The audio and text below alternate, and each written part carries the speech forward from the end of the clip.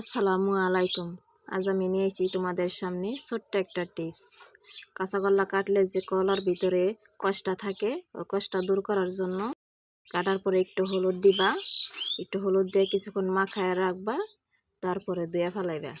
কিছুক্ষণ রাখার পরে ধুয়ে ফেলাইবা, দেখবা যে একদম কষ নাই, মানে একদম ফ্রেশ হয়ে গেছে। আমরা সবসময় এভাবেই মাখাই। আবার কিছু কিছু মানুষ আছে সিদ্ধ করে ভাপ দেয়, মানে ওই ভাপটা দেওয়া লাগবে না, ভাপটা দিলে তো ভিটামিনটা যায় গে। আমরা কোনো সময় এভাবে করি না, আমরা একটু হলুদ দিয়ে মাখায় রাখি, কিছুক্ষণ পরে দেয়া ফেলাই, দেখবা যে একদম ফ্রেশ হয়ে গেছে। সুন্দর করে দেয়া ফেলাইলে 2-3টা ধোয়া দিলে একবার পরিষ্কার হয়ে যায়। এই যে দেখো আমি ধুইতেছি, দেখবা যে একবার ফ্রেশ হয়ে গেছে। এভাবে করে দেখো টিপসটা কাজে লাগে নাকি। আমরা সবসময় এভাবেই করি, আমার মায়ের থেকে আমরা শিখছি।